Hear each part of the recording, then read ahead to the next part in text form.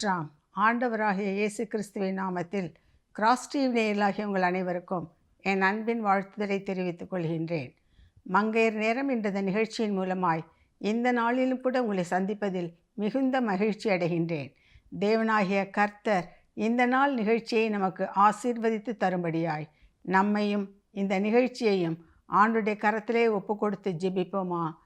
எங்களை அதிகமாக நேசிக்கிற எங்கள் நல்ல தகப்பனே, இதோ உம்முடைய சமூகத்திலே நாங்கள் வந்து நிற்கிறோம் ஐயா. வாழ்வு தரும் வார்த்தைக்காக நாங்கள் காத்திருக்கிறோம் சுவாமி. உம்முடைய வார்த்தை ஜீவனும் வல்லமையும் உடையது. இருபுறமும் கருக்குள்ள எந்த பட்டயத்திலும் அது கருக்கானதாய் மட்டுமல்ல தகப்பனே, அது எங்களை உருவ குத்துகிறதாயும் எங்கள் இருதயத்தின் நினைவுகளையும் யோசனைகளையும் அது எங்களுக்கு வகையறுக்கிறதாயும் இருக்கிறது. அப்படிப்பட்ட வார்த்தைக்காக நாங்கள் காத்திருக்கிறோம் சுவாமி. தகப்பனே, உம்முடைய வார்த்தையின் மூலமாய் நீர் எங்களை போஷிப்பீராக. ஜீவனுள்ள வார்த்தை உம்மிடத்தில்தானே இருக்கிறது. எனவே நாங்கள் உம்முடைய பாதத்திலே வந்து அமர்ந்திருக்கின்றோம். பரிசுத்த ஆவியானவருடைய வல்லமை கடந்து வரட்டும் ஐயா. எந்த நோக்கத்திற்காக நீர் இந்த நிகழ்ச்சியை ஆயத்தப்படுத்துகிறீரோ அந்த நோக்கம் நிறைவேறட்டும். மீட்பர் இயேசு கிறிஸ்துவின் மூலம் பிதாவே, ஆமேன் ஆமேன். நாம் இன்றைக்கு தியானிக்கும்படியாக எடுத்துக்கொண்ட வேத பகுதி எபிரேயர் 4ஆம் அதிகாரம் 13வது வசனம். அவருடைய பார்வைக்கு மறைவான சிருஷ்டி ஒன்றுமில்லை, சகலமும் அவருடைய கண்களுக்கு முன்பாக நிர்வாணமாயும் வெளியரங்கமாயும் இருக்கிறது. அவருக்கே நாம் கணக்கு ஒப்புவிக்க வேண்டும். கிறிஸ்துவுக்குள் பிரியமானவர்களே, இந்த நாளிலும் கூட தேவன் நாம் ஒரு காரியத்தை புரிந்து கொள்ள வேண்டும், உணர்ந்து கொள்ள வேண்டும், தெரிந்து கொள்ள வேண்டும் என்பதற்காக இந்த தினத்திலே இந்த வேத பகுதியை நமக்கு கற்றுக் கொடுக்க விரும்புகின்றார். இந்த பகுதி சொல்லுகிறது, அவருடைய பார்வைக்கு மறைவான சிருஷ்டி ஒன்றுமே இல்லை, சகலமும் அவருடைய கண்களுக்கு முன்பாக நிர்வாணமாயும் வெளியரங்கமாயும் இருக்கிறது. இதை மட்டும் நாம் புரிந்து கொண்டோம் என்று சொன்னால், கிறிஸ்துவுக்குள் பிரியமானவர்களே, ஒருவரும் ஆண்டவருக்கு விருப்பமில்லாத எந்த காரியத்தையும் செய்ய துணிய மாட்டோம். கர்த்தருக்கு பயப்படுகின்ற பயம் ஞானத்தின் ஆரம்பம் என்று சொல்லி பார்க்கின்றோமே. இந்த கர்த்தருக்கு பயப்படுகின்ற பயம் என்றால் என்ன அர்த்தம்? அவரை கண்டு நடுங்குவது அல்ல. ஆண்டவர் நம்மை பார்த்து கொண்டிருக்கின்றார் என்ற அந்த உணர்வு இருந்தாலே போதும், நம்மால் தேவனுக்கு விரோதமாக, தேவனுக்கு பிரியமில்லாத எந்த காரியத்தையும் செய்ய துணிய மாட்டோம். அவர்கள் பார்க்கவில்லை, இவர்கள் பார்க்கவில்லை, இவர்களுக்கு தெரியாது, அவர்களுக்கு தெரியாது என்று சொல்லி பலவிதமான செயல்களிலே நாம் ஈடுபட்டு கொண்டிருக்கின்றோமே. அதற்கு ஒரு காரணம் என்ன தெரியுமா? தேவன் என்னை பார்த்து கொண்டிருக்கின்றார் என்ற அந்த உணர்வு இல்லாதது. அதைத்தான் ஆண்டவர் இன்றைக்கு நமக்கு விளக்க விரும்புகின்றார். அவருடைய பார்வைக்கு மறைவான சிருஷ்டி ஒன்றுமே இல்லை. இதை தாவீது நன்றாக உணர்ந்திருந்தான். எனவே தான் சங்கீதம் 139 7வது வசனத்திலே அவர் சொல்லுகின்றார், உம்முடைய ஆவிக்கு மறைவாக எங்கே போவேன், உம்முடைய சமூகத்தை விட்டு எங்கே ஓடுவேன். தாவீது நன்றாக அறிந்திருந்தார். ஆண்டவரே, நீர் என்னுடைய உட்கார்தலையும் எழுந்திருக்கிறதையும் அறிந்திருக்கிறேன். நான் படுத்திருந்தாலும் உமக்கு தெரியும், எழுந்திருந்தாலும் உமக்கு தெரியும். உம்முடைய கண்களுக்கு மறைவாக நான் எங்கே ஓடுவேன்? அவர் கேட்குறார். உங்கள் கண்ணுக்கு மறைவாக உங்களுக்கு தெரியாமல் நான் என்ன செய்ய முடியும்? நான் செட்டைகளை எடுத்துக்கொண்டு வானத்திலே உயரே பறந்தாலும் நீர் அங்கேயும் இருக்கிறீர். அல்லது நான் பாதாளத்திலே படுக்கை போட்டு உமக்கு மறைவாக மறைந்து கொண்டோம் என்று சொன்னாலும் அங்கேயும் உம்முடைய கரம் என்னை தாங்குகிறது. அதனால் எங்கேயுமே போக முடியாது. உம்முடைய கண்களுக்கு மறைவாக என்னால் எங்கேயுமே செய்ய முடியாது.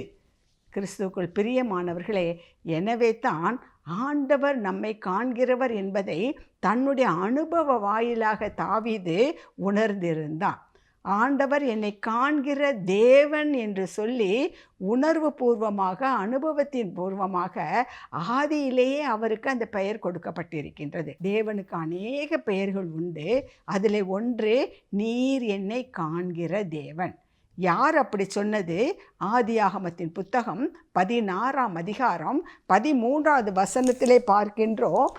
ஆகார் தேவனுக்கு அந்த பெயரை சூட்டுகின்றார். அப்பொழுது அவள், என்னை காண்பவரை நானும் இவ்விடத்தில் கண்டேன் அல்லவா என்று சொல்லி தன்னோடே பேசின கர்த்தருக்கு நீர் என்னை காண்கிற தேவன் என்று பெயரிட்டார். ஏனென்று சொன்னால் ஆகார் என்ன செய்துவிட்டாள்? அவருடைய நாச்சியாருக்கு விரோதமாக பல காரியங்களை செய்ய தொடங்கிவிட்டாள். ஆகவே சாராள் ஆகாரை கடினமாக நடத்த தொடங்கினதுனால் இனி அவளிடம் இருக்க முடியாது என்ற நிலைமை ஏற்பட்டு அவளை விட்டு வெளியே வந்து விட்டாள். அப்படியாக அவள் வனாந்தரத்தின் வழியாய் வரும் பொழுது அங்கே தேவதூதன் அவரை சந்தித்து கேட்கின்ற, ஆகாரே, நீ எங்கே இருந்து வருகிறாய்? நீ எங்கே போகிறாய்? இப்போ இதை குறித்து ஆகார் தேவனிடத்தில் முறையிடவில்லை, அவளது கஷ்டத்தை குறித்து சொல்லவில்லை, ஒன்றும் செய்யவில்லை. அவள் அந்த இடத்தை விட்டு இருக்க முடியாமல் அங்கிருந்து வெளியே வந்து விடுகின்றாள். அப்படி வந்தவளை தேவனுடைய கண்கள் பார்த்து கொண்டிருக்கின்றது. அவருக்கு தெரியாதா எதற்காக அவள் வந்தாள் என்று? அவளுடைய வாயிலிருந்தே அதை வாங்க வேண்டும் என்பதற்காக தான் தேவன் அப்படிப்பட்ட ஒரு கேள்வியை கேட்கிறார். நீ எங்கே இருந்து வருகின்றாய்? நீ எங்கே போகிறாய்? என்னுடைய நாச்சியார்கிட்ட என்னால் இருக்க முடியவில்லை, ஆகவே நான் வெளியே வந்து விட்டேன். அப்பொழுது ஆண்டவர் சொல்கிறார், நீ மறுபடியுமாக நீ என்ன செய், உன்னுடைய நாச்சியார் அண்டைக்கு திரும்ப போய் அவளுக்கு அடங்கி இரு என்று சொல்லி அனுப்புகின்றார். அப்பொழுது தான் ஆகார் சொல்கின்றார், ஐயோ, யாருக்கும் தெரியாமல் நம்ம ஓடிவிடலாம் என்று நினைத்தோமே, யாரிடமும் இதை பற்றி சொல்லவில்லையே. ஆனால் என்னை எல்லாவற்றிலும் பார்த்து கொண்டிருக்கிற ஒருவர் இருக்கின்றார். அவர் என்னை காண்கிற தேவனாக இருக்கிறார். எனவே தான் சரியான சமயத்திலே என்னை வந்து சந்தித்து இப்படிப்பட்ட நான் செய்த காரியங்களை வெளிப்படுத்தி நான் என்ன செய்ய வேண்டும் என்பதையும் சொல்லி எனக்கு அறிவுரைத்து திரும்ப அனுப்புகிறார். எனவே அவர் சொல்கிறார், என்னை காண்கிற தேவனை நான் இன்றைக்கு பார்த்து விட்டேன். என்னை காண்கிற தேவன் என்று சொல்லி அவருக்கு பெயரிட்டார். கிறிஸ்துவுக்குள் பிரியமானவர்களை, இன்றைக்கும் கூட நம்முடைய வாழ்க்கையிலே நாம் அப்படி தான் நினச்சிட்ருக்கோம், நம்மை காண்கிற தேவன் ஒருவர் உண்டு, ஆனால் நாம் இன்னும் அவர் நம்மை காண்கிறார் என்ற உணர்வு இல்லாத ஒரு வாழ்க்கையை வாழ்ந்து கொண்டிருக்கின்றோம். எனவே தான் அவர் என்னை காண்கிற தேவனை நான் இன்றைக்கு கண்டேன் என்று சொல்லி என்னை காண்கிற தேவன் என்று ஆகார் சொல்லுகின்றார். கிறிஸ்துவுக்குள் பிரியமானவர்களே, இந்த அடிப்படை சத்தியத்தை நாம் ஒவ்வொருவரும் உணர்ந்து கொள்ள வேண்டும். இன்றைக்கு பல பிரச்சனைகள் இருக்கலாம், போராட்டங்கள் இருக்கலாம், வேதனைகள் இருக்கலாம், எல்லாம் இருக்கலாம். ஆனால் இதுக்கெல்லாம் என்ன காரணம் என்பதை நாம் கொஞ்சமாவது யோசித்து பார்க்க வேண்டும். சில சமயங்களில் நம்முடைய குற்றங்கள், நம்முடைய குறைவுகளே அதற்கு ஒரு காரணமாக இருக்கலாம். சில சமயங்களில் நாம் என்ன நினைக்கிறோம், இவ்வளோ பிரச்சனை இருக்குது, இதை பார்க்குறதுக்கு ஆள் இல்லையா, இதை கேட்பதற்கு ஆள் இல்லையா, இவ்வளவு ஜபம் பண்ணுகின்றோமே, ஏன் எனக்கு இந்த நிலைமை, இப்படி கேள்வி கேட்டுக்கொண்டு இருக்கின்றோமே. அதற்கு காரணம் என்ன தெரியுமா? நம்மை காண்கிற ஒருவர் இருக்கிறார், நாம் செய்கிற எல்லாவற்றையும் அறிந்தவர் ஒருவர் இருக்கிறார். அவருடைய கண்களுக்கு மறைவாக அவருக்கு தெரியாமல் நம்மால் ஒன்றுமே செய்ய முடியாது என்ற அந்த உணர்வு இல்லை நமக்கு. இன்றைக்கு அதை நாம் பெற்றுக்கொள்ள வேண்டும் என்று தேவன் விரும்புகின்றார். இதை நாம் உணர்ந்து கொண்டோம் என்று சொன்னால், கிறிஸ்துவுக்குள் பிரியமானவர்களே, அநேக பிரச்சனைகளிலிருந்து, அநேக போராட்டங்களிலிருந்து நாம் தப்பித்து கொள்ளலாம். ஏன்? நம்முடைய உள்ளத்திலே ஒரு தெய்வீக சமாதானத்தை நாம் பெற்றுக்கொள்ளலாம். நம்ம நினைக்கிறோமே, இவ்வளோ பிரச்சனை இருக்கே, இதை யார் தீர்த்து வைப்பது, யாரிடம் போய் சொல்வது, கேட்பதற்கு யார் இருக்கிறார்கள், இப்படியெல்லாம் நினைத்து போராடி போராடி சமாதானத்தை இழந்து வியாதியை இழுத்து கொண்டு நாம் பலவிதமான குழப்பமான நிலைமையில் இருக்கிறோமே என்று சொன்னால், அதற்கு காரணம் என்ன? இதையெல்லாம் பார்த்து கொண்டிருக்கிற தேவன் ஒருவர் இருக்கிறார். அவர் ஏற்ற வேளையிலே எனக்கு வந்து சகாயம் செய்வார் என்ற அந்த உணர்வு நமக்கு இல்லை. அதை இன்றைக்கு நாம் புரிந்து கொள்ள வேண்டும். ஏனென்றால் வேதத்திலிருந்து பல உதாரணங்களை நாம் இங்கே பார்க்க போகின்றோம். எதற்காக இந்த சம்பவங்கள்லாம் கொடுக்கப்பட்டிருக்கிறது? நாம் அதை புரிந்து கொள்ள வேண்டும், நாம் அதை தெரிந்து கொள்ள வேண்டும். நாம் ஒன்றும் புதிதாக இந்த புதிய பாதையிலே செல்கின்றோம், ஒருவருமே அனுபவித்திராத கஷ்டத்தை நாம் அனுபவிக்கிறோம் என்ற அந்த நினைவு நமக்கு வரக்கூடாது. நமக்கு முன் உதாரணமாக பல சம்பவங்கள் இந்த வேதத்திலே கொடுக்கப்பட்டிருக்கிறது. இவ்வளவு அக்கிரமம் செய்கிறார்களே, இவ்வளவு அநியாயம் செய்கிறார்களே, இதை தட்டி கேட்பதற்கு ஆள் இல்லையா, இப்படியெல்லாம் நினைத்து கொண்டிருக்கின்றோமே. நமக்கு ஒரு பாடத்தை புகட்டுவதற்காக தேவன் பல சம்பவங்களை நமக்கு கொடுத்திருக்கின்றார். அதில் ஆதியாகமத்தின் புத்தகம் 4ஆம் அதிகாரம் 9-10 வசனங்களை நாம் வாசித்து பார்ப்போம் என்று சொன்னால் ஒரு காரியத்தை பார்க்கின்றோம். அந்த 4ஆம் அதிகாரத்தில் ஆரம்பத்தில் பார்த்தோம் என்று சொன்னால் காயின் ஆபேல் 2 பேரும் இருக்கின்றார்கள். அவர்கள் 2 பேரும் தேவனுக்கு பலி செலுத்துகின்றார்கள். காயின் தன்னுடைய வயல்களில் விளைந்திருந்த நல்ல விளைபொருட்களை அவன் காணிக்கையாக செலுத்துகின்றான். ஆபேல் தன்னுடைய ஆட்டு மந்தையிலிருந்து ஒரு நல்ல கொழுத்த ஆட்டை காணிக்கையாக செலுத்துகின்றான். 2 பேரும் தேவனுக்கு காணிக்கை செலுத்துகின்றார்கள். அதில் வேதத்தில் பார்க்கின்றோம், தேவன் ஆபேலின் காணிக்கையை அங்கீகரித்தார், ஆனால் காயின் காணிக்கையை அங்கீகரிக்கவில்லை. இது காயனுக்கு ஒரு பொறாமையாக அமைந்து விட்டது. ஏன், நானும் தான் கொடுக்கின்றேன், அவனும் கொடுக்கின்றான், ஏன் என்னதை மட்டும் ஏற்றுக்கொள்ளாமல் அவரதை மட்டும் ஏற்றுக்கொண்டார்கள் என்று சொல்லி அவனுக்குள்ளாக ஒரு எண்ணம், அவனுக்குள்ளாக ஒரு குழப்பம், அவனுக்குள்ளாக ஒரு கோபம். அவன் என்ன செய்திருக்கலாம், ஆண்டவர்கிட்டே கேட்டிருக்கலாம், ஏன் ஆண்டவரே என்னுடைய இதை ஏற்றுக்கொள்ளலை, காணிக்கையை ஆபேல் இதை மட்டும் ஏற்றுக்கொண்டீர்கள் என்று கேட்டிருக்கலாம். தேவன் அதற்கு பதில் கொடுத்திருப்பார். ஆனால் இவன் உள்ளுக்குள்ளாரையே புழுங்கி கொண்டு இருந்து அவன் மீது கோபப்பட்டு கொண்டே எரிச்சல் அடைந்து கொண்டே இருந்தான். ஒரு நாள் வந்தது, வயல்வெளிக்கு சென்ற பொழுது 2 பேரும் பேசிக்கொண்டு இருப்பது போலவே பேசிக்கொண்டு இருந்து காயின் என்ன செய்து விட்டான், ஆபேலை கொலை செய்து விட்டான். 9வது வசனத்திலே அது எப்படி ஆரம்பிக்கிறது, கர்த்தர் காயினை நோக்கி உன் சகோதரனாகிய ஆபேல் எங்கே என்றார். அதற்கு அவன், நான் அறியேன், என் சகோதரனுக்கு நான் காவலாளியோ என்றான். அடுத்தது 10வது வசனம், அதற்கு அவர், என்ன செய்தாய், உன் சகோதரனுடைய இரத்தத்தின் சத்தம் பூமியிலிருந்து என்னை நோக்கி கூப்பிடுகிறது. 8வது வசனத்தில் பார்க்கிறோம், அது முடிகிறது எப்படி, காயின் தன் சகோதரனாகிய ஆபேலை கொலை செய்தான். வசனம் அப்படி முடியுது. உடனே அடுத்த வசனம் எப்படி ஆரம்பிக்கிறது, கர்த்தர் காயினை நோக்கி. அவன் செய்த காரியத்தை உடனே கர்த்தர் பார்த்திருக்கின்றார். கர்த்தருடைய கண்களுக்கு முன்பதாக அது வெளிச்சமாக இருக்கிறது. உடனே கர்த்தர் காயினை நோக்கி கேட்கிறார், உன் சகோதரனாகிய ஆபேல் எங்கே? கிறிஸ்துவுக்குள் பிரியமானவர்களே, நாம் நினச்சிட்ருக்கோம் நாம் செய்கிற காரியம் யாருக்குமே தெரியலை. இன்றைக்கி நிறைய வாலிப பிள்ளைகள் மட்டுமல்ல, ஏன் வயது வந்தவர்களும் கூட பலர் என்ன நினைக்கிறார்கள், நாம் செய்கிற காரியம் யாருக்குமே தெரியாது. இப்போ சிம்பிளாக சொல்லணும்னா, மொபைல் கைக்கு வந்து விட்டது.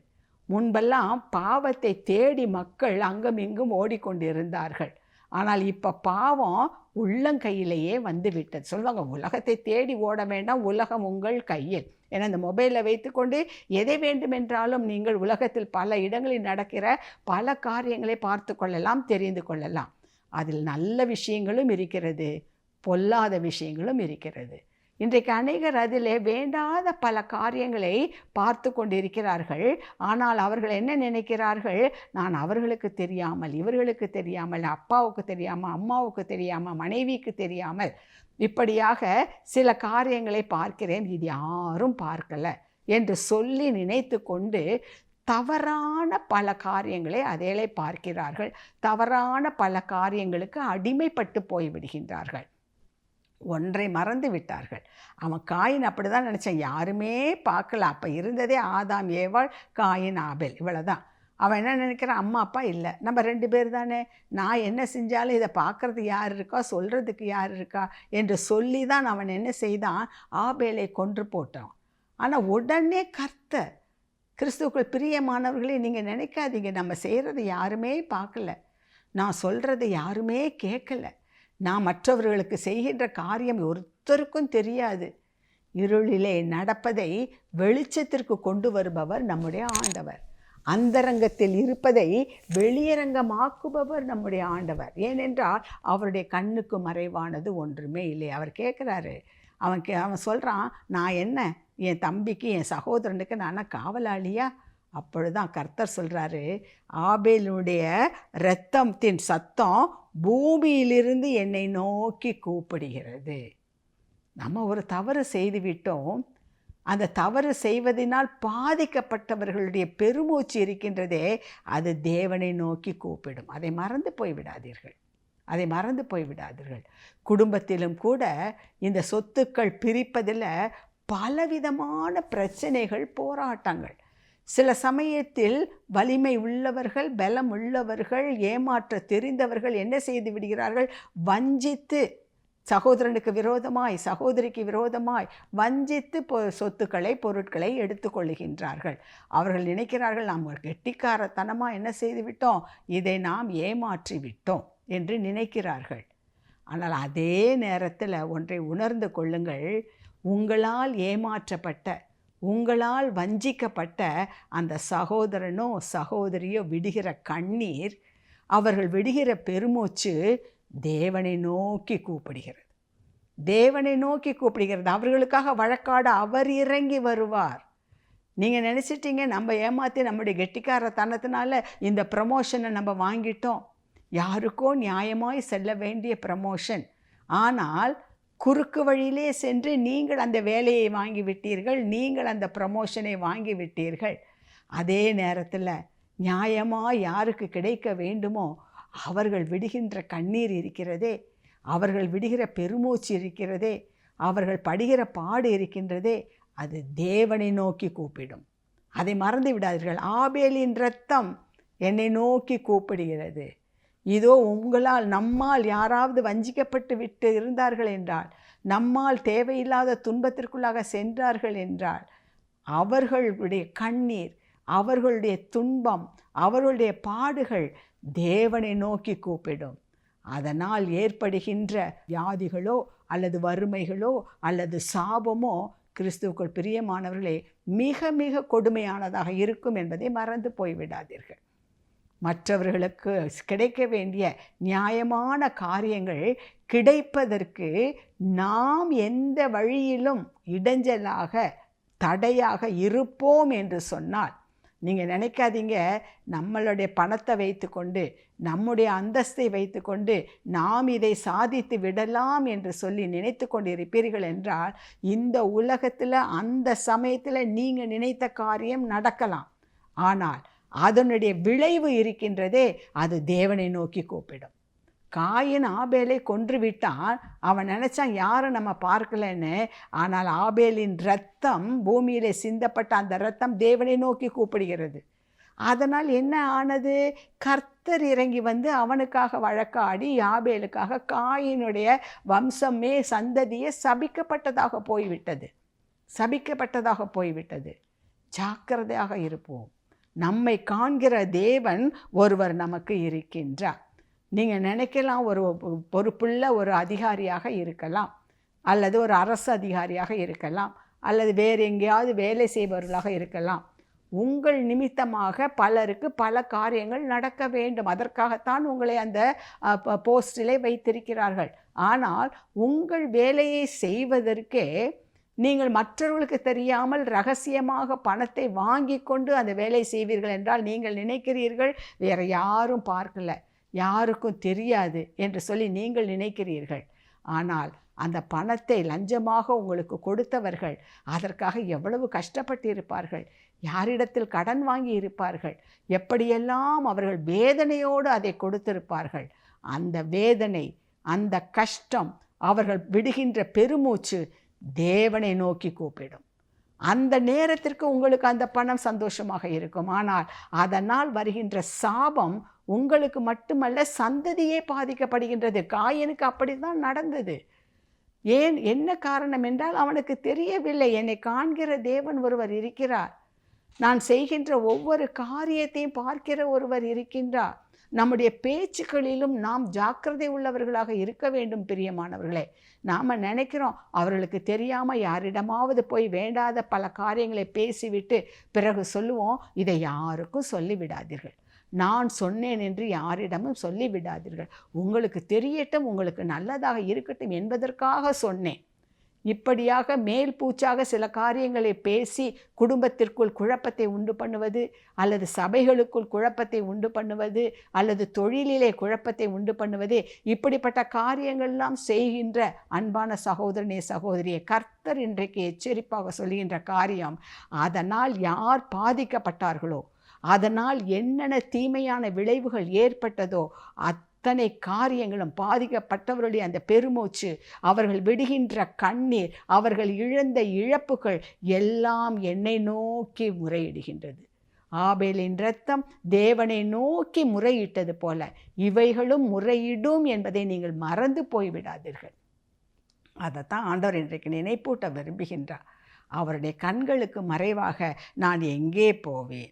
அவருடைய ஆபேலின் இரத்தம் என்னை நோக்கி கூப்பிடுகிறது. அதே போல நம்மால் பாதிக்கப்பட்டவர்களுடைய பெருமூச்சு, அவர்கள் விடுகின்ற கண்ணீர், அவர்கள் சிந்தின இரத்தம், கிறிஸ்துவுக்குள் பிரியமானவர்களே, அவைகள் எல்லாம் தேவனை நோக்கி கூப்பிடும், தேவனை நோக்கி கூப்பிடும். அப்பொழுது தேவன் அவர்களுக்காக வழக்காட கீழே இறங்கி வருவார். திக்கற்றவர்களுக்கும் அனாதைகளுக்கும் விதவைகளுக்கும் ஆண்டவர் சொல்கிறார், நான் வழக்காட வருவேன். ஏனென்றால் அவர்களால் ஒன்றும் செய்ய முடியாது. அதை வைத்து கொண்டு மற்றவர்கள் தங்களுடைய ஆஸ்தியை வைத்து, புகழை வைத்து, அந்தஸ்தை வைத்து அவர்கள் சுரண்டலாம் என்று நினைத்தார் என்றால் அவர்களுக்காக வழக்காட கர்த்தரே இறங்கி வருவார். ஏனென்றால் அவர் எல்லாவற்றையும் பார்த்து கொண்டிருக்கிற தேவன். நீங்கள் நினைக்க வேண்டாம், அவங்களுக்கு தெரியாது, இவங்களுக்கு தெரியாது, கெட்டிக்காரத்தனமாக நான் காரியத்தை சாதித்து விட்டேன் என்று சொல்லி அந்த நிமிடத்திற்கு மாத்திரம் உங்களுக்கு ஒரு சந்தோஷம், அற்ப சந்தோஷம் இருக்கும். ஆனால் அதை தொடர்ந்து வருகின்ற சாபமானது தலைமுறைக்கும் போகும் என்பதை மறந்து விடாதீர்கள். இதை கேட்டுக்கொண்டிருக்கின்ற அன்பான சகோதரி சகோதரி, இன்றைக்கு ஆண்டவர் அதைத்தான் நமக்கு எச்சரிக்க விரும்புகின்றார். அதே நேரத்தில் இன்னொன்றே மறந்துவிட வேண்டாம். நான் இவ்வளவு பாடுகளை அனுபவிக்கின்றேனே, இவ்வளவு வேதனைகளை அனுபவிக்கின்றேனே, என்னை கேட்பதற்கு யாரும் இல்லையே, எனக்காக வழக்காட யாரும் இல்லையே. கவலைப்படாதீர்கள். கர்த்தர் உங்கள் கண்ணீரை காண்கிறார்.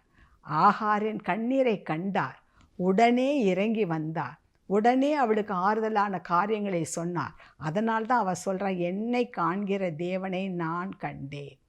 கிறிஸ்துவுக்குள் பிரியமானவர்களே, அதே போல் 1 சாமுவேலின் புத்தகம் 1ஆம் அதிகாரத்திலே அன்னாள் எருசலேம் தேவாலயத்திலே போய் கண்ணீர் சிந்தி அழுதாள். காரணம், அவளுடைய சக்களத்தி என்று அழைக்கப்படுகின்றவள் அவளை ஏளனமாய் பேசுகிறாள். பிள்ளை இல்லை என்று சொல்லி அவளை இகழ்ந்து பேசுகின்றாள். அந்த ஏளனம் அவளால் தாங்க முடியவில்லை, அவமானம் தாங்க முடியவில்லை.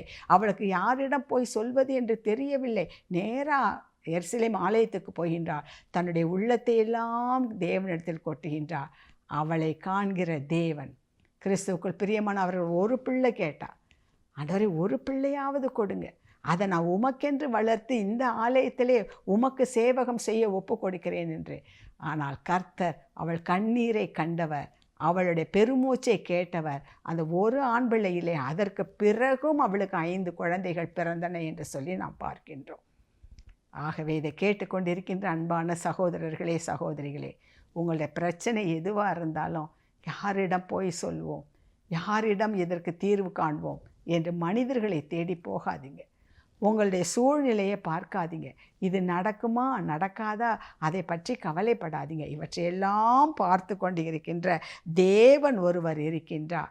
அவர் உங்களுக்காக வழக்காடுவார், அவர் உங்களுக்கு நன்மை செய்வார். ஆபத்து காலத்தில் அவரே உங்களுக்கு உற்ற துணையாக வந்து அதிலிருந்து உங்களுக்கு விடுதலை கொடுப்பார். எனவே அந்த காண்கிற தேவன் நம்மோடு கூட இருக்கிறபடியால் நாம் ஜாக்கிரதை உள்ளவர்களாக இருப்போம். அது மட்டுமல்ல, இன்னும் புதிய ஏற்பாட்டிலே ஒரு சம்பவத்தை பார்க்கின்றோம். அப்போஸ்தலர் 5ஆம் அதிகாரத்திலே ஒரு காரியம் என்னவென்று சொன்னால், யாரெல்லாம் ஆண்டவரை ஏற்றுக்கொண்டார்களோ, கிறிஸ்தவர்களாக மாறினார்களோ, அவர்கள் அந்த காலகட்டப்படி தங்களுடைய ஆஸ்திகளை எல்லாம் விற்று அப்போஸ்தலர்களுடைய பாதத்திலே கொண்டு வந்து கொடுத்து விடுவார்கள். ஏனென்றால் எல்லாம் எல்லாருக்கும் பொதுவாக இருக்கும். அப்படியாகத்தான் அந்த காலகட்டத்திலே கிறிஸ்தவர்கள் விசுவாசிகள் வாழ்ந்து கொண்டிருந்தார்கள். அப்படிப்பட்டதான ஒரு கால சூழ்நிலையிலே ஒரு தம்பதிகள் இருந்தார்கள். அவர்கள் யார்? அனனியா சப்பிராள் என்று சொல்லி அவர்கள் கிறிஸ்துவை ஏற்றுக்கொண்டார்கள். அவர்கள் என்ன செய்கிறார்கள்? தங்களுடைய சொத்துக்களை எல்லாம் விற்று அவர்கள் கொண்டு வருகின்றார்கள். ஆனால் வர்றதற்கு முன்னாடி கணவனும் மனைவியும் என்ன பேசியிருக்கிறாங்கன்னா, எல்லாத்தையும் கொடுத்துட்டோம்னா, நாளைக்கு ஏதாவது ஒன்று நமக்கு அவசரம்னா, நமக்கு ஆத்திரம்னா என்ன செய்வது என்று சொல்லி ஒரு பகுதியை அவர்கள் வைத்து கொண்டு மீதியாக கொண்டு போய் அப்போஸ்தலர்கிட்ட அந்த பேதுருட்ட கொடுக்குறாங்க. அப்போ 5ஆம் அதிகாரம் 3வது வசனம் சொல்கிறது, பேதுரு அவனை நோக்கி, அனனியாவே, நிலையத்தின் கிரயத்தில் ஒரு பங்கை வஞ்சித்து வைத்து பரிசுத்த ஆவியினிடத்தில் பொய் சொல்லும்படி சாத்தான் உன் இருதயத்தை நிரப்பினது என்ன? அவன் சொல்கிறான், இவ்வளோதான் நான் விற்றேன், இதுதான் என்று சொல்லி கொடுக்கும் பொழுது அங்கே என்னை காண்கிற தேவன் அவருடைய பிள்ளைகள் மூலமாக தான் கண்ட அந்த உண்மையை வெளிப்படுத்துகிறார். அந்த பேதுருவுக்கு பரிசுத்த ஆவியின் மூலமாய் வெளிப்படுத்தல் வருகிறது. என்ன? இது முழு தொகையும் கொண்டு வந்து கொடுக்கலை, ஒரு பங்கை வஞ்சித்து வைத்திருக்கிறார்கள். பேதுரு கேட்ட பொழுதாவது அவர் சொல்லி இருக்கலாம், ஆமாம் இப்படியாக பயந்து கொண்டு நான் செய்து விட்டேன், மன்னியுங்கள் என்று. ஆனால் அவன் என்ன சொல்லிட்டான்? இல்லை, அவன் என்ன நினைக்கிறானா, யாருக்கும் தெரியுது, நான் எவ்வளவுக்கு வித்தன்னு யாருக்கு தெரிய போகுது, இவங்களுக்கு தெரியுமா, நம்ம சொல்கிறது தான் கிரயம் என்று சொல்லி அவன் கொடுத்தான். ஆனால் காண்கிற தேவன், அதை கண்டவர் பேதுரு மூலமாய் அதை வெளிப்படுத்தினார். உடனே பரிசுத்த ஆவிக்கு விரோதமாய் நீ இப்படி செய்யும்படிக்கு, பொய் சொல்லும்படிக்கு சாத்தான் உன் இருதயத்தை நிரப்பினதென்ன? நீ மனுஷரிடத்தில் அல்ல, தேவனிடத்தில் பொய் சொன்னாய் என்று சொல்கிறான். உடனே அனனியா இந்த வார்த்தைகளை கேட்டவுடன் கீழே விழுந்து ஜீவனை விட்டான். அதற்கு பிறகு இதை அறியாமல் சப்பிராள் வருகின்றார். அவள்கிட்ட கேட்குறான், அவளும் அதே பதிலை சொல்கிறா. அவளுக்கும் அதே கதி தான் ஏற்படுகிறது. கிறிஸ்துவுக்குள் பிரியமானவர்களை, எதற்காக இதை சொல்லுகிறோம் என்று சொன்னால், நம்ம நினைக்க வேண்டாம் நம்ம செய்கிறதெல்லாம் சரியாக நாம் செய்து கொண்டிருக்கின்றோம், நாம் சொல்வதெல்லாம் சரியாக இருக்கிறது அல்ல. கர்த்தர் நம்மை பார்த்து கொண்டிருக்கின்றார். அவருடைய விருப்பம் என்னவோ அதை நாம் செய்ய வேண்டும் என்று சொல்லி நாம் ஜாக்கிரதை உள்ளவர்களாக இருக்க வேண்டும். நம்ம நினைக்கலாம், சில சமயத்தில் சிலர் சொல்லுவாங்க, நான் ஒரு பொருத்தனை பண்ணி இருக்கின்றேன், இப்படி தசம பாகத்தை ஆண்டவருக்கு காணிக்கையாக கொடுப்பேன், அல்லது இந்த காரியம் நிறைவேறினால் இந்த பொருத்தனை செய்வேன். ஆனால் அதை நாம் நிறைவேற்றுகின்றோமா? அதை சரிவர செய்கின்றோமா? கிறிஸ்துவுக்குள் பிரியமானவர்களே, ஒன்றை சரியாக செய்ய முடியாவிட்டால் பொருத்தனை செய்யாமல் இருப்பது நல்லது. ஏனென்றால் பொருத்தனை செய்த பின்பு யோசிப்பது மிகவும் பயங்கரமானதாக இருக்கும் என்று சொல்லி நாம் பார்க்கின்றோம். ஆக நாம் எதை சொல்லுகின்றோம், எதை செய்கின்றோம் என்பதை சற்று நிதானித்து செய்ய வேண்டும். எல்லாவற்றையும் கர்த்தர் பார்த்து கொண்டிருக்கின்றார். எல்லா காரியத்திலும் அவர் நம்மை நியாயம் விசாரிக்கிறவராயிருக்கிறார். ஆக இதை கேட்டுக்கொண்டிருக்கின்ற அன்பான பிள்ளைகளே, இந்த காரியத்திலே, இந்த நாளிலே நீங்கள் ஒரு காரியத்தை நன்றாக புரிந்து கொள்ளுங்கள், மனதில் வைத்து கொள்ளுங்கள். என்னை காண்கிற ஒருவர் இருக்கின்றார், கர்த்தர் என்னை பார்த்து கொண்டிருக்கின்றார். ஆகவே நான் பயப்பட மாட்டேன். எதுக்கு பயப்பட மாட்டேன்? நான் என்ன செய்ய மாட்டேன், எதிரிகள் அதை செய்து விடுவார்களோ, இதை செய்து விடுவார்களோ என்று நான் பயப்பட மாட்டேன். ஏன்னா கர்த்தர் என்ன பார்த்துட்டு இருக்காரு. எனக்கு ஏதாவது ஒரு தீங்கு வரும் என்றால், ஏதாவது ஒரு பிரச்சனை வரும் என்றால், எனக்காக அவர் இறங்கி வருவார், அவர் எனக்காக யுத்தம் பண்ண வருவார், என்னை மீட்க அவர் வந்து விடுவார். ஏனென்றால் அவருடைய பார்வை என் மீதே இருக்கிறது. எப்படி ஒரு தாய்க்கு குழந்தை மீது பார்வை இருந்து கொண்டே இருக்குமோ, அது நடக்க ஆரம்பிக்கிற ஸ்டேஜில் அது சரியாக நடக்க, இப்படி நடந்துகிட்டே போய் திடீர்னு தடுக்கி விழுந்துடும். பாப்பா எதையாவது தடுக்கி விழுந்து விடக்கூடாது. அப்படி விழுந்து விட்டால் உடனே தாய் போய் தூக்கி நிறுத்துவார்கள். எப்பொழுதும் இவளுடைய கண்கள் அந்த குழந்தையின் மீதே இருந்து கொண்டிருக்கும். அதே போல தான் நம்முடைய தகப்பனும் அவருடைய பிள்ளைகளாகிய நம்மீது ஒரு கண் வைத்து கொண்டே இருக்கிறார். நாம் செய்கிற காரியத்தையும் பார்க்கிறார், நமக்கு மற்றவர்கள் என்ன செய்வார்கள் என்பதையும் பார்க்கிறார். எனவே எந்த வேளையில் என்ன செய்ய வேண்டுமோ அதை நேர்த்தியாய் செய்கிறார். நாம் அனைவரும் அதற்காக தான் பாக்கியவான்கள். கர்த்தர் மீது நம்பிக்கை வைக்கிறவன் பாக்கியவான் என்று சொல்வதனுடைய அர்த்தம் இதுதான். நமக்காக அவர் யுத்தம் செய்வார், நமக்காக போராடுவார். அதே நேரத்தில் நாம் செய்கின்ற கிரியைக்கு தக்க பலனையும் அவர் கொடுப்பார் என்பதை நாம் மறந்துவிடக்கூடாது. எனவே இந்த வேளையில் ஆண்டவர்கிட்ட சொல்லுவோம், ஆண்டவரே எங்களுடைய கண்களை நீர் திறந்தீரப்பா. நாங்கள் எதையோ எண்ணிக்கொண்டிருந்தோம், எதையோ யோசித்து கொண்டிருந்தோம். என்னென்னலாமோ உம்மிடத்திலிருந்து எதிர்பார்த்தோம். ஆனால் இதை நாங்கள் உணரவே இல்லை. இந்த நாளிலே எங்களுக்கு அந்த உணர்வை கொடுத்தீரே என்று சொல்லி ஒரு நிமிடம் நாம் ஆண்டவரிடத்தில் ஒப்பு கொடுத்து ஜெபிப்போமா? தகப்பனே, இந்த வேளையிலும் நீர் எங்களோடு பேசியதற்காக உமக்கு ஸ்தோத்திரம் ஆண்டவரே. உம்முடைய பார்வைக்கு மறைவான சிருஷ்டி என்று ஒன்றுமே இல்லை. எங்கள் வாயில் சொல் பிறவாததற்கு முன்பதாகத்தாமே எங்களுடைய தேவைகளெல்லாம் அறிந்த தேவன். தாயின் கருவில் உருவாகுவதற்கு முன்பதாகத்தாமே எங்களை தெரிந்து கொண்ட தேவன். எங்களுடைய ஒவ்வொரு அசைவுகளையும் காண்கிற தேவன் நீரப்பா. தாவீது சொன்னது போல உம்முடைய கண்களுக்கு மறைவாக நாங்கள் எங்கே போவோம் சுவாமி? உம்முடைய சமூகத்தை விட்டு நாங்கள் எங்கே ஓட முடியும்? எல்லாமே உம்மிடத்தில் தானே இருக்கிறது. எல்லாமே நீர் எங்களுக்கு தந்தது தானே. ஒரு தாய் நேசிப்பதை காட்டிலும் அதிகமாய் நேசிக்கிற தேவன் நீர் அல்லவா? பொல்லாதவளாகிய நீங்கள் உங்கள் பிள்ளைகளுக்கு நல்ல ஈவுகளை கொடுக்க அறிந்திருக்கும் பொழுது பரலோகத்தின் பிதாவானவர் நன்மையானவளை கொடுப்பது அதிக நிச்சயமல்லவா என்று சொல்லி பார்க்கின்றோமே. ஆம் ஆண்டவரே, நீர் எங்களை பார்க்கிறவராக இருக்கிறீர். அந்த உணர்வு ஒன்று போதும். அப்படி அந்த உணர்வு இருந்தால் எங்கள் சொல்லாலோ எங்களுடைய செயலாலோ எங்களுடைய சிந்தனையாலோ யாருக்கும் நாங்கள் தீங்கு செய்ய நினைக்க மாட்டோம். ஏனென்றால் எங்களை காண்கிற தேவன் நீர் இருக்கிறீர். அதே நேரத்தில் எங்களை காண்கிற தேவனாக நீர் இருக்கிறபடியால் நாங்கள் எதை குறித்தும் பயப்பட போவதில்லை. ஏனென்றால் நீர் எல்லாவற்றையும் பார்த்து கொண்டு இருக்கிறீர். ஏற்ற சமயத்திலே சகாய சம்பன்னராய் நீர் வந்து உதவுவீர், எங்களை காப்பாற்றுவீர், எங்களை பாதுகாப்பீர். ஏனென்றால் நீரே எங்கள் கோட்டையும் அரணுமாக இருக்கிறீர் சுவாமி. ஆகவே இந்த உண்மையை, இந்த சத்தியத்தை, இந்த செய்தியை கேட்கிற ஒவ்வொரு பிள்ளைகளும் உணர்ந்து கொள்ளட்டும். எங்களை காண்கிற தேவன் ஒருவர் இருக்கிறபடியால் இனி நாங்கள் கலங்கப் போவதில்லை. இனி நாங்கள் பயப்பட போவதில்லை. நாங்கள் இனி துணிகரமான எந்த பாவத்தையும் செய்ய துணிய போவது இல்லை என்று சொல்லி பிள்ளைகள் தங்களுக்குள் ஒரு தீர்மானத்தை எடுக்கட்டும். பரிசுத்த ஆவியானவர் ஒவ்வொருவருக்குள்ளும் இந்த உணர்வுள்ள இருதயத்தை கொடுக்கட்டும். அவர்கள் பேசும்போதும் அவர்கள் செயல்படும் பொழுதும் அவர்கள் எதையும் சிந்திக்கும் பொழுதும் இந்த ஒரு வசனம் அவர்களுக்கு வரட்டும். ஆண்டவரே, என்னை காண்கிற தேவன் ஒருவர் உண்டு, அவருக்கு மறைவாக ஒரு சிருஷ்டியும் இல்லை என்பதை உணர்ந்து அவர்கள் செயல்பட்டார்கள் என்று சொன்னால் அவர்கள் வாழ்க்கையிலே நிச்சயமாக ஒரு மேன்மை உண்டு, ஒரு வளர்ச்சி உண்டு, ஒரு விருத்தி உண்டு. ஆண்டவரே, இதை உணர்ந்து பிள்ளைகள் செயல்படட்டும்.